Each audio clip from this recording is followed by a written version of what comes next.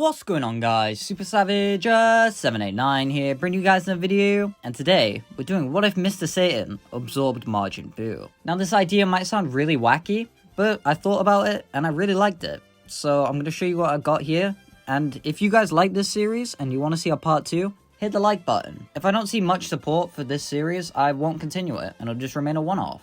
So 100 likes and I'll continue the series into a full thing. Without further ado, let's get into today's video. In this timeline, after Evil Buu uses the candy beam on Good Buu, Mr. Satan dives in, grabbing the chocolate that was his friend. He'd begin to panic as he tells Evil Buu he won't give up his friend, beginning to attempt to run away. Obviously, he can't outrun Buu as he appears in front of Mr. Satan, kicking him into the nearby house. Mr. Satan can barely get to his feet in immense pain as Evil Buu begins approaching. He holds the chocolate in fear, recognizing that he can't escape. In his mind, he begins thinking on what to do, coming up with a solution. If he swallows the chocolate, then Buu will just leave him alone. Then he can simply throw it back up. Maybe Buu will last longer inside him since he's stronger than regular chocolate. This plan is foolproof. So he loudly boasts to Evil Buu that he can't have the chocolate, it's all his, swallowing it whole. To his surprise, his body immediately begins to convulse, as he's consumed in a pink cloud to everyone's confusion. Eventually the cloud dissipates to reveal Mr. Satan, however now he looks very different, taking on some of the characteristics of Buu. On the lookout, Piccolo conveys to the others his confusion at the events transpiring. It appears that the bumbling idiot is taking on the strength of Majin Buu, and now he has to fight the other Buu. Maybe he can be a good distraction to let the boys train for longer. Mr. Satan would begin to fight Evil Buu as he begins to adapt to his new body, accidentally throwing stretchy punches and recoiling from attacks only to immediately regenerate. He's still weaker than Evil Buu, but he's not going to back down now. Even though he's gone, Satan can feel Buu still within him, urging him to fight. His friend has given him the strength to truly be the world's savior, and for once, he won't back down from a fight. He'll save everyone right now. He begins fighting Evil Buu, giving it his all. Evil Buu is much stronger than him, but I think residuals of emotion from the human would linger in his body, making him hold back a fair amount subconsciously with every attack. They would still pack a wallop, but much less. The fight is a perfect stall fest, as Mr. Satan can't kill Evil Buu, and Evil Buu chooses not to kill Satan. Plus, with how the Majin bodies function, neither of them are going to get tired, meaning they continue exchanging blows relentlessly.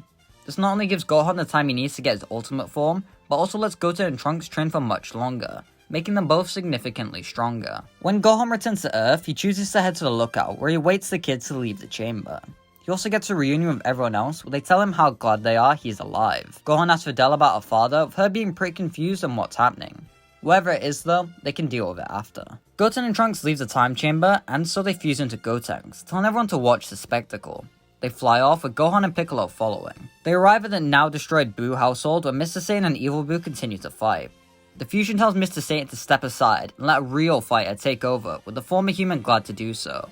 He collapses onto the ground, with everyone worried that he may be dead. Piccolo assures him though that he's just sleeping, as a snot bubble forms. That's a relief. Gotenks would fight Evil Buu pretty easily, but would still continue to feign weakness in order to make the grand reveal even greater. When believing that they're too weak though, Gohan just unleashes a Kamehameha, killing Evil Buu, angering Gotenks. He was going to do that with his new Super Saiyan 3. Gohan apologizes as he's forced into a brief fight with the fusion before they defuse. The Earth has been saved thanks to Mr. Saiyan's interference. The Z-Fighters used the Namekian Dragon Balls to revive everyone killed by Buu, and peace is returned. Earth is now missing their two strongest warriors, being Goku and Vegeta, but at least they still have some strong warriors. Initially, Mr. Satan would hide inside his house, scared to show off his new look to the public. Videl comforts her dad as they question what they can do. Inside Mr. Satan's head, a high-pitched voice would appear, telling him he can just reshape his face. Is that Buu? Similar to GT, Mr. Satan can also hear Buu within himself, which is a relief. After some practice, he learns to mask his appearance to appear like his human self, though his Jin side comes out when entering combat. Though Mr. Satan is quite lazy, he recognizes the power he now holds. He's genuinely one of the strongest on Earth. They wouldn't have been able to defeat Buu had he not been there. So he'd do some casual training with Videl to make sure he doesn't get rusty, as well as learning to fight with his new body. This has the added side effect of giving Videl a pretty significant boost in strength. I also imagine that Gohan would be dragged into a fair few of these spars. But the fact that his wife and father-in-law are constantly training in close proximity to him, as well as the fact that both Goku and Vegeta are gone, Gohan would train a bit more than in canon. He isn't getting significantly stronger, but he's just not getting rusty. Time passes, and of course Beerus awakens, where he ends up heading to Earth for the Super Saiyan God. Obviously they're down 2 Saiyans, even with Videl's pregnancy being revealed. Beerus wouldn't be nearly as mad about Boo's pudding fiasco, so I don't think he'd want to destroy the world. Instead, he'd simply just fight everyone, getting a pretty decent fight from the likes of Gohan and Mr. Satan. He wouldn't take anyone to train, but he and Whis would like the food on Earth, and frequently the angel returns to feast with Bulma. Since Videl is pregnant, she won't be able to train anymore. While Gohan and Mr. Satan do train a fair bit together, eventually Gohan has to stop in order to take care of Videl and eventually Pan. This means that Mr. Satan has to train alone. Through intense training, as well as some guidance from Boo, Mr. Satan learns to use the Candy Beam, which he's very happy with. Like normal, Frieza was revived and proceeds to train for 4 months, only to return to Earth once again. When he does, the Z-Fighters all pull up to the archipelago to stop him. With Goku and Vegeta being dead, the severity of the situation would be even higher, so they have to call in more people. Goten and Trunks would come to fight as well as Videl, plus Mr. Satan is obviously there. We also have a stronger Gohan who hasn't lost his ultimate form yet. So the Frieza soldiers, including Shisami, are defeated pretty easily, leaving Frieza as the only opponent left. The Emperor eyes up Mr. Satan, calling him a fascinating creature. Could he be the legendary Majin Buu?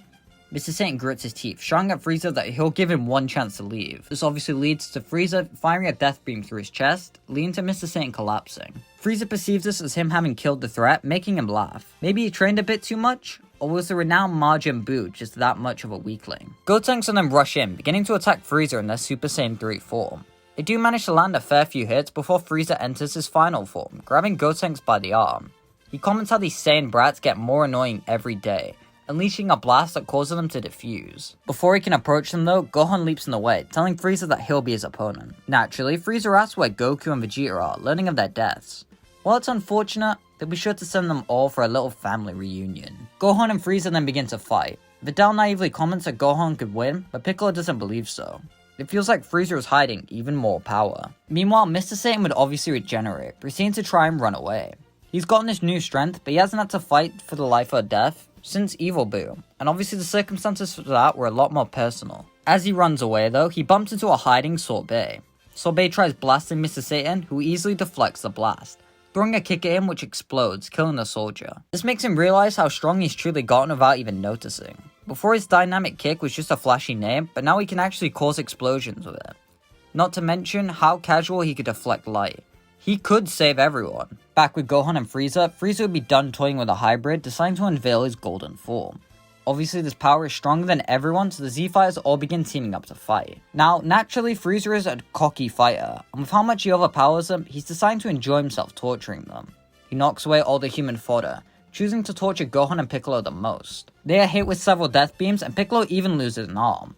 Believing there's no way out of this, Piccolo tells Gohan to run. He can take Frieza on his own. Gohan wants to argue, but his eyes lock with that of his wife. He needs to protect her no matter what, so he weakly flies over to her. Frieza calls Piccolo a fool, telling him that he's getting deja vu to the other Namekian he tortured back on Namek. At that, Piccolo smirks slightly, telling Frieza he knows all too well about that. He then begins to glow as his power spikes intensely. Everyone notes what he's about to do as Gohan begins to panic.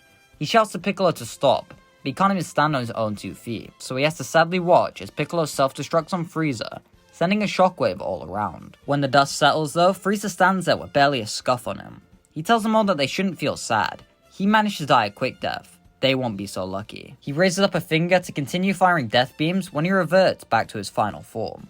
Clearly the stamina drain on his golden form is too much for him at this moment. He grits his teeth, but states how it doesn't matter. He's still more than enough to handle them. That's when a pink light surrounds him as his body is transformed into a trophy of Mr. Satan. Everyone looks to see Mr. Satan, celebrating as he did it. The candy beam, it worked. The trophy then begins to start moving though. Frieza is just too strong to be defeated like that, especially with how inexperienced Mr. Satan is with that technique. Right now though, he's in a state where they can manage him. The Z-Fighters all begin to muster up the rest of their strength and begin fighting against a moving trophy. It's difficult, but they know they can do it. It culminates in Mr. Satan grabbing the trophy, claiming himself the victor as he crushes it under his boot. The day was saved thanks to Mr. Satan once again. Everyone begins to celebrate as Krillin congratulates Mr. Satan. Back in the day he just seemed like a coward, but clearly he's come a long way. This impacts Mr. Satan a fair amount as he realizes his true role as Earth's protector. Gohan is rather somber at the death of Piccolo, but they simply just have to wait for the Dragon Balls to reset. Then they can just revive him. Telepathically, Piccolo contacts the Z-Fighters through King Kai. He tells them that until he indicates otherwise, not to revive him. He understands how the Earth doesn't have anyone as strong as Goku was to protect it. So now he's going to train with Goku and get much stronger before returning. While upset, everyone respects Piccolo's wishes, and so they simply await the day the next threat arrives, which is where we're going to be leaving off this series for right now. If you guys enjoyed it, hit the like button, as it will let me know if you guys want me to continue it. This was an interesting what if where it puts Mr. Satan in the spotlight in a unique way, and I'm very happy about that. And yeah, bye!